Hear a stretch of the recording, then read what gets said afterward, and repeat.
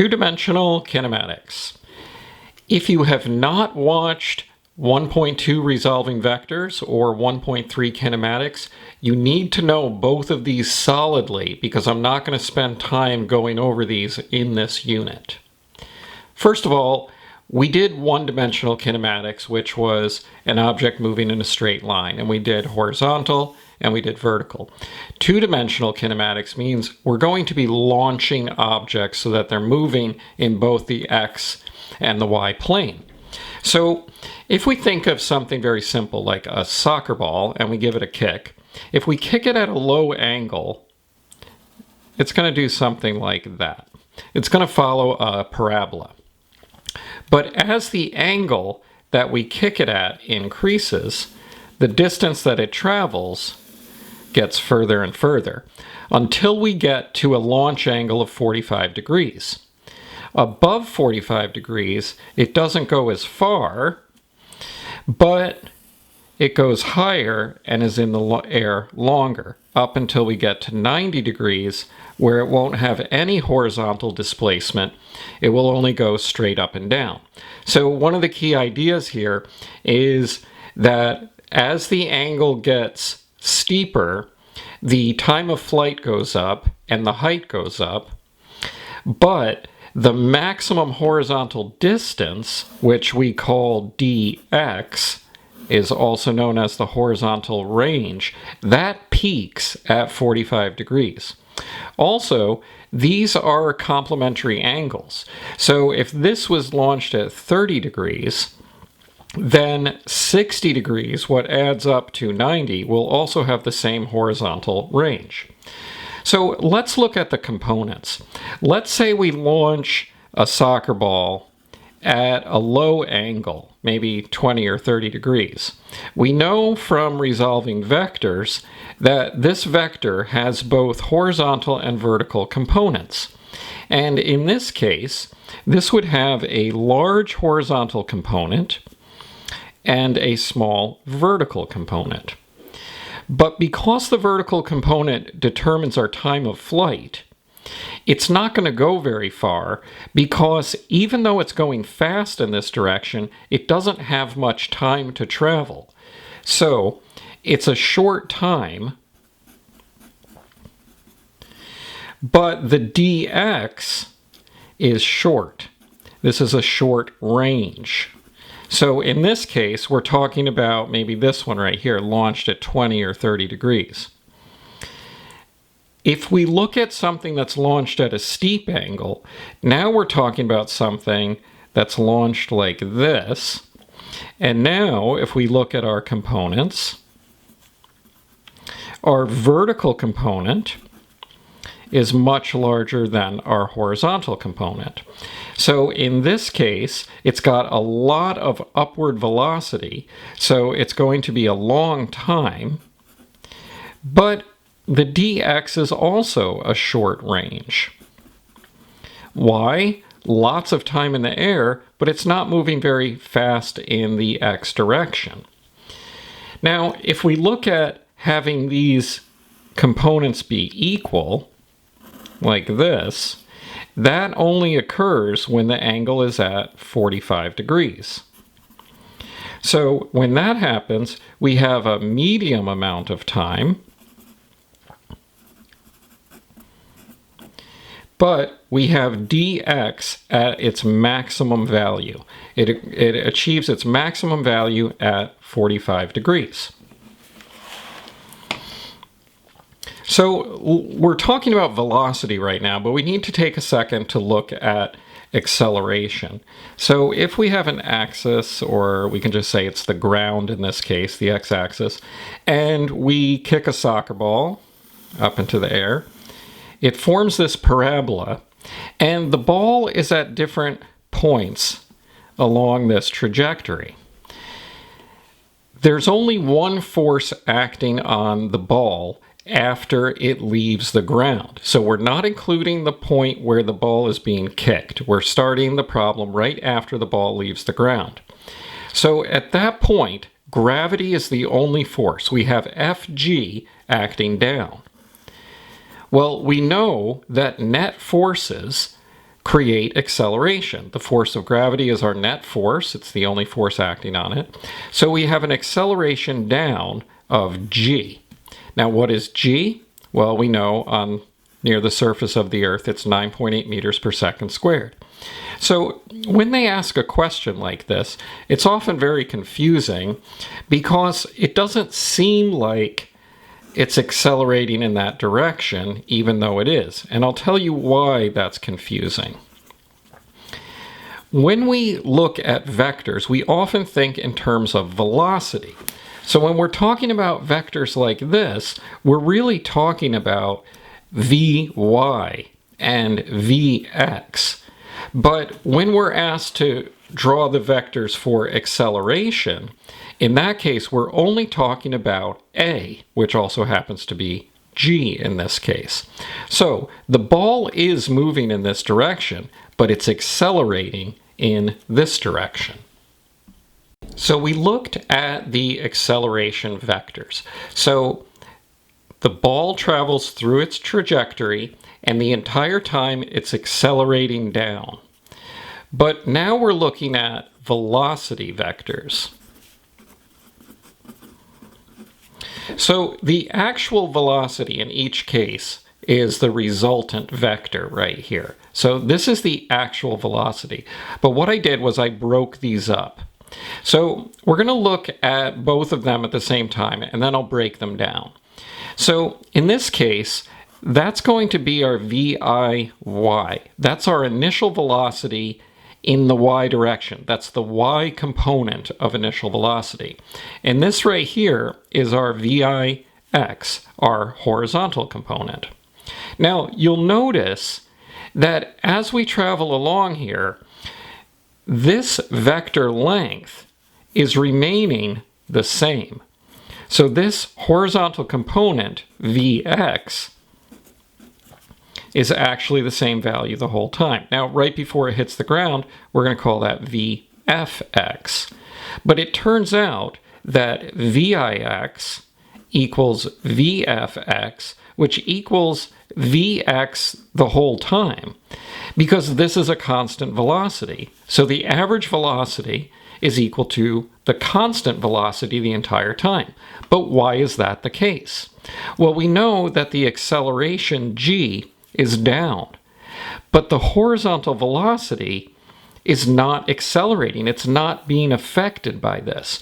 So if it starts at, let's say, 5 meters per second, it's going to stay 5 meters per second, which means that when we go to solve problems with only the horizontal direction taken into account, we can make the acceleration 0. Now, we have to be careful because that's only in the x direction. But what's happening to the y velocity?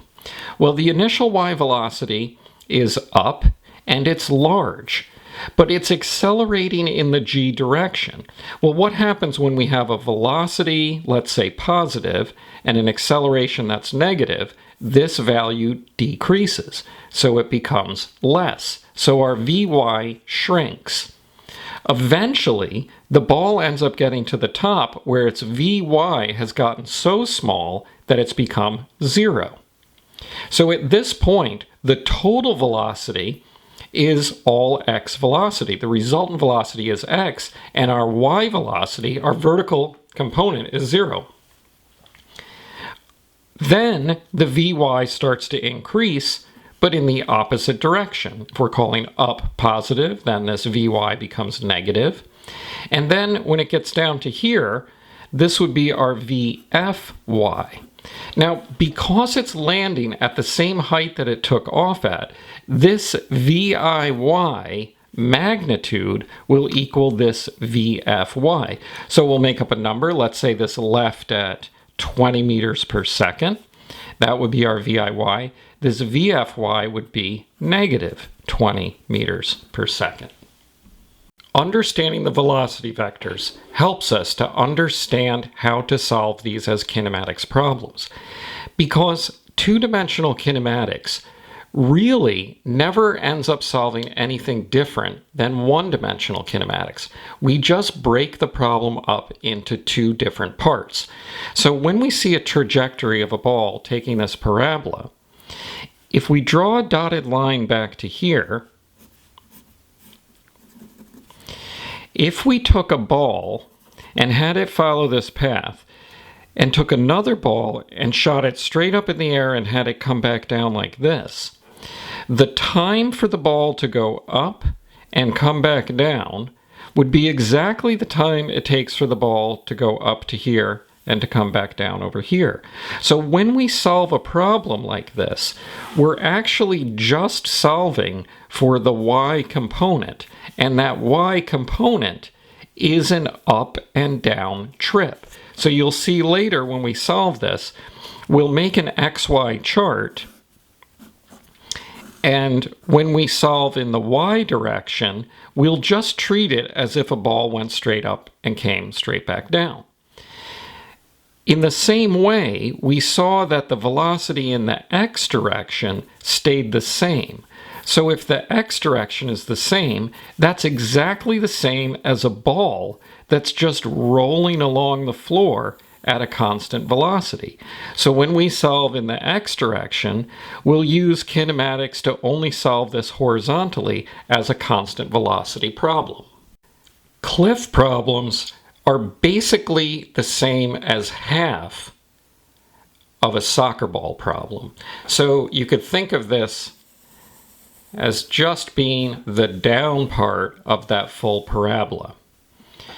There's a part of this that is a little hard to get your head around, and that's the fact that when a ball is kicked horizontally off the edge of the cliff, its y velocity is 0. So right here, when we say that that's the velocity that the ball comes off the edge of the cliff, it's all x velocity, so we can say that's VIX. And we know that because it's not falling down yet, it's not moving down, that its VIY is 0. So as it falls, the VIX velocity stays the same. So that's just Vx. And again, this means when we use our kinematics equations to solve this, we can use constant velocity and we can say that the x acceleration is 0. Why is the x acceleration 0? Well, there's no horizontal forces acting on it. Nothing's pushing on it to the right. Remember, we're neglecting friction in these problems. So nothing's pushing on it to the right, nothing's pushing on it to the left, so its velocity remains constant. But in the y direction, there is a net force. We have a gravitational force down, so we have a downward acceleration of 9.8 meters per second squared. So what's going to happen to a ball that has a downward acceleration? Its y velocity is going to increase. So that's our Vy, and down here our Vfy. Now, this may seem strange, but if we launched a ball off the edge of the cliff, and at exactly the same time we took a second ball and just dropped it straight down, both balls would hit the ground at exactly the same time. Why? Because they have the same vertical acceleration. They're speeding up in this direction at the same time. Why? Because the acceleration is 9.8 meters per second squared down. There's a really good video on YouTube from Mythbusters where it's called Bullet Fired versus Bullet Dropped. And what they do is they have a gun that shoots a bullet horizontally, and at the same time they drop a bullet straight down. And the bullet that shoots all the way out in this direction hits the ground at exactly the same time. Why? Because the horizontal velocity does not affect the vertical velocity. So when we look at this, the height of the cliff doesn't determine anything more than the time it takes for it to hit the ground. the horizontal velocity is affecting how far it goes. So if we say that it takes 2 seconds to hit the ground, and it doesn't have any x velocity, it's just going to hit the ground in 2 seconds right where it was dropped from. But let's say it was traveling at 10 meters per second for 2 seconds. It goes 10 meters for every second.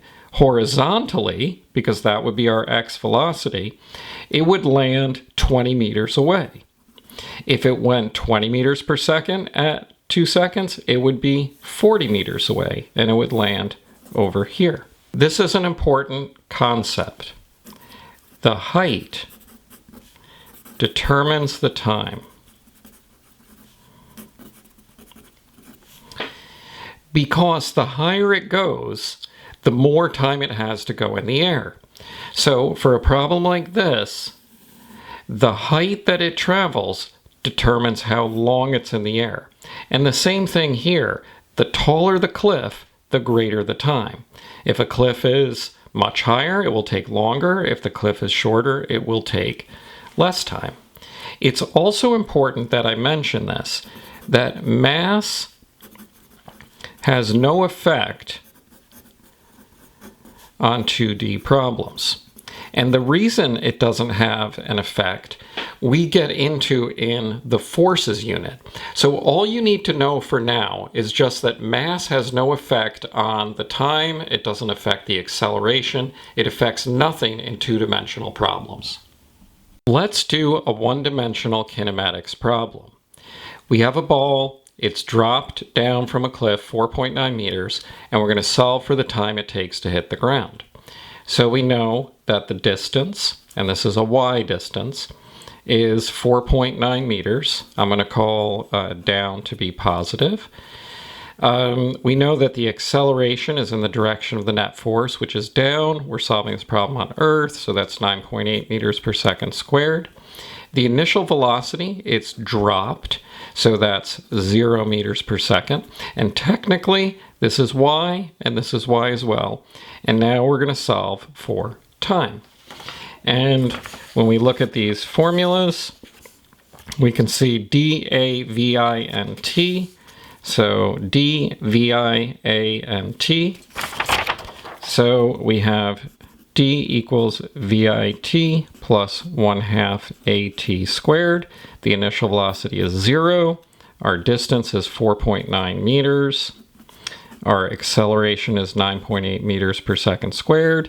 And I didn't pick this number 4.9 at random. Half of 9.8 is 4.9. When we divide through, we get 1, and the square root of 1 is 1. So the time is 1 second. So that means that a ball dropped off a 4.9 meter tall cliff will take 1 second to hit the ground. Well, what if the ball is launched at 5 meters per second? We know that it's going to travel in this parabolic path. But where is it going to land? What's this dx going to be? Well, remember that the time of flight is only affected by the height of the cliff. So if it takes 1 second to fall 4.9 meters, it doesn't matter that it's traveling 5 meters per second in the x direction. So if something travels at 5 meters every second, how far is it going to go? It's going to go 5 meters. But what if we launched it at, let's say, 10 meters per second? Well, at 10 meters per second, now it's going twice as fast. How long is it going to take to hit the ground? We didn't change the height of the cliff, so the time is still 1 second. At 10 meters per second, it's going to travel 10 meters every second, so our dx is going to be 10 meters. If we increase the height of the cliff, if dy was larger, then the time would go up. At this point, I've covered all of the material that you need to solve most physics problems in most high school physics courses. However, I do think it's important to be able to solve one of these problems in its entirety. because this is really understanding two-dimensional kinematics. So let's go ahead and do this. If we have a soccer ball, it could be any projectile. If we have a soccer ball that's launched at 39.2 meters per second at 30 degrees above the horizontal, how high is it going to go? How long is it going to be in the air? And what's its horizontal range, the dx? So the first thing that we need to do is find out the components. You should know how to do this from the resolving vectors unit, so I'm not going to go over it. But we use sine and cosine to get these values. So we're looking for dy. If you think about this, this is only half of the problem. So we're going to be solving the problem from here to here. And we know that the initial y velocity is 19.6 meters per second. So that's our VI y. And we also know how fast it's going here in the y direction. That's our VFY, and that's 0 meters per second. So again, this problem is no different than just throwing a ball up and having it come straight back down. We're only concerned with the vertical direction where we have an acceleration of 9.8 meters per second squared. So I like to call this an up trip. So we can say we have a y up trip, and we have some information. Our initial y velocity is 19.6 meters per second. I made that positive, so up is positive, down is negative. The acceleration is in the direction of the net force causing the acceleration. That's the force of gravity, which is down. So our acceleration, if we're doing this problem on Earth, is negative 9.8 meters per second squared. And we don't know the time, but we actually don't need the time to be able to do this. We do know VFY. How fast is it going when it gets to here? Well, in the x direction, it's still going 33.9. But in the y direction, the VIY has dropped to 0. So our VFY is 0 meters per second, and we're looking for the height, the maximum distance. And I'm going to add a y there so that we remember that that is our vertical distance, not our horizontal distance. So we come back to our formulas here. We have VI, A, VF, and we're looking for D. So this formula right here works. So we can do VF squared equals VI squared plus 2AD.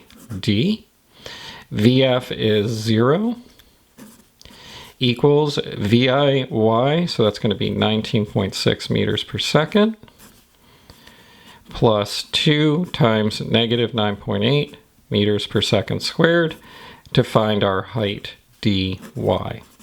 And if you do that, that comes out to be 19.6 meters. Now, don't get this confused. This is the same magnitude as this, but this is the velocity. 19.6 meters per second was how fast it was traveling up, but the height is 19.6 meters. Let's find the total time. Now, there's actually a couple of different approaches that we could use to do this. We could solve for the up trip and then double the time, or we could do this as a total trip. And I prefer to do the total trip solution. So, for the total trip, and again, we're going to be doing this for the y direction. Remember, the height ends up determining the time of flight. That's why we could do this as a half trip and just do the up trip only. But we're going to do it as the total trip. I'm going to call up to be positive, down to be negative again. So our initial y velocity is 19.6 meters per second, and our VFY, this is a little tricky, is going to be the same as our y velocity but down. So if it goes up at 19.6 over here, it's going to come down at 19.6, that's our VFY, but it's negative because it's down. So our VFY is negative 19.6 meters per second. Our acceleration is down 9.8 meters per second squared, and we're looking for the time. Time is unknown. So we can come over here. We have VF, VI, A, and T. So that's the easiest way to go here. So our VFY, that's negative 19.6 meters per second, equals positive 19.6 meters per second, plus a negative 9.8 meters per second squared, times time. And if you do the math on that, that comes out to exactly 4 seconds. So that's for the time up and the time back down. Finally, we're looking for the horizontal range. So we're looking for this. dx equals question mark all the way over to here. But what's nice about this is that the horizontal velocity, 33.9, is constant. So that constant velocity is equal to the average velocity. And we also know it's not accelerating this way. Gravity only acts this way, so the acceleration this way, RAX, is 0 meters per second. So we've actually already done the hardest stuff here. So now we're going to do an X total trip. And in this, we know that our VIX is equal to 33.9 meters per second. Our acceleration is 0 meters per second squared. Our distance is what we're looking for. And we know the time we just solved for it in the last part was 4 seconds. So if we come over here, we can look. We have D, VI, T, and we know our acceleration is 0, so that'll cancel out. So the easiest way to do this is D equals VIT plus 1/2 AT squared. And that is technically our dx. Our acceleration is 0, so all of that goes to 0. Our VIX is 33.9 meters per second, and we're multiplying that times 4 seconds. So our dx comes out to 135.6 meters.